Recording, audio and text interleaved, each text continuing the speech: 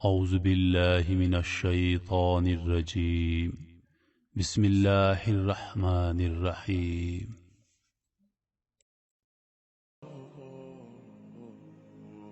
قرآن میں کتے کو نجس العین جانور 3 باتوں کی وجہ سے قرار دیا گیا ہے۔ کتے کی وہ کون سی 3 فطرتیں ہیں جن کی وجہ سے وہ نجس جانور قرار دیا گیا؟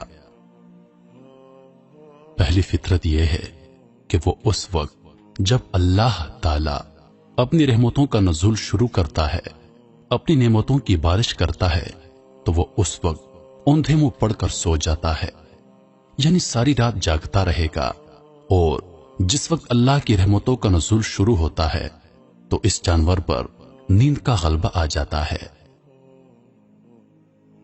دوسری فطرت یہ ہے کہ وہ اپنے ہمجنس کو دیکھ کر ہمیشہ بھونکے گا، نفرت کا اظہار کرے گا۔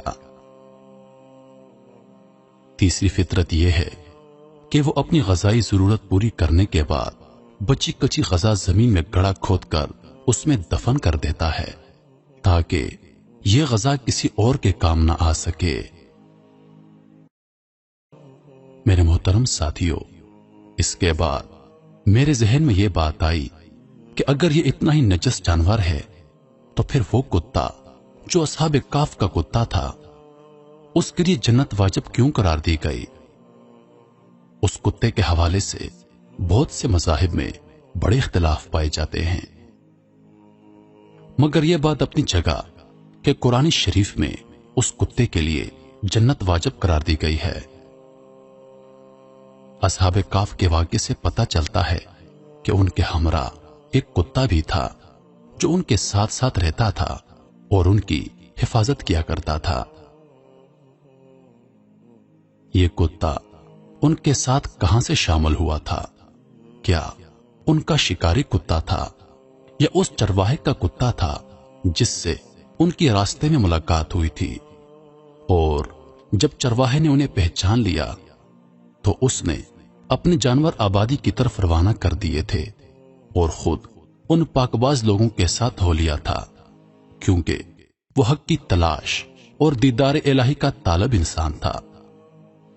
اس وقت کتا ان سے جدا نہ ہوا اور ان کے ساتھ شامل ہو گیا۔ پھر جب دشمن غار کے قریب آئے تو اس کتے نے اپنی فطرت کے مطابق بھونکنا چاہا، مگر پھر ایک دم رک گیا اور سر نیچے کر کے بیٹھ گیا۔ دشمن نے جب دیکھا تو وہاں سے یہ کہتے ہوئے گزر گئے کہ اگر یہاں کوئی انسان ہوتا تو یہ جانور ضرور بھونکتا۔ اس کتے نے اپنی فطرت کو چھوڑا۔ یہیں پر حکم ہوا کہ اس کتے پر جنت واجب ہے۔ محترم ساتھیو، یہ تمام باتیں تفصیل سے بتانے کا مقصد یہ تھا کہ جب یہ بحث چل رہی تھی تو میرے ذہن میں ایک عجیب سی کشمکش، ایک عجیب سی بے چینی تھی۔ میں عجیب سے گھبراہٹ کا شکار ہو گیا کہ بحث چلی کہاں سے تھی اور کہاں جا پہنچی۔ میری بے چینی کا سبب یہ تھا کہ وہ تمام فطرتیں، وہ تمام عادتیں جن کی وجہ سے کتے کو نجس العین قرار دیا گیا، وہ ساری فطرتیں، وہ ساری عادتیں تو مجھے کسی اور مخلوق میں بھی واضح طور پر نظر آتی ہیں۔ میں اس حقیقت سے نظریں چرانا چاہ رہا ہوں، مگر یہ سب اتنی واضح علامتیں ہیں کہ مجھے مجبور اس بات پر سوچنا پڑا۔ آپ خود فیصلہ کیجیے کہ کیا یہ سب باتیں، یہ سب عادتیں ہم جسے اشرف المخلوقات کے نام سے جانتے ہیں ان میں نہیں پائی جاتی؟ میں اور آپ اس عادت کا یا اس فطرت کا شکار نہیں ہیں؟ ساری رات اپنی بے جا مصروفیات میں جاگ کر طلوع آفتاب کے وقت سو جانا کیا میری اور آپ کی روٹین کا حصہ نہیں ہے؟ اپنے ہی بہن بھائیوں کو نفرت سے دیکھنا، ان کے لیے آسانیاں پیدا کرنے کے بجائے مشکلات پیدا کرنا میری اور آپ کی فطرت کا حصہ نہیں ہے؟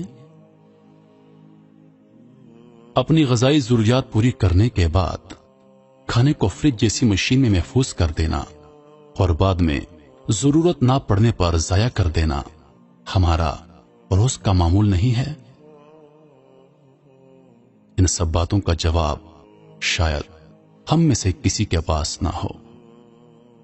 پھر میرا اللہ، میرا پروردگار، تمام جہانوں کا پالنے والا، 70 ماؤں سے زیادہ محبت کرنے والا، ہمیں اتنی بڑی مثال دے کر سمجھا رہا ہے کہ اصحاب کہف کے کتے نے اپنی صرف ایک فطرت چھوڑی تو اس پر جنت واجب ہو گئی، تو پھر ہم جسے میرے اللہ نے اشرف المخلوقات کا درجہ دے کر اپنی سب سے پیاری مخلوق بنا دیا، اگر ہم اپنی صرف ایک فطرت بھی چھوڑ دیں تو کیا رب العالمین میرا اللہ جو صرف اس بات کا منتظر رہتا ہے کب اس کا بندہ اس سے مغفرت کے لیے رجوع کرے، کیا وہ اپنی رحمتوں سے ہماری بخشش نہیں کر دے گا؟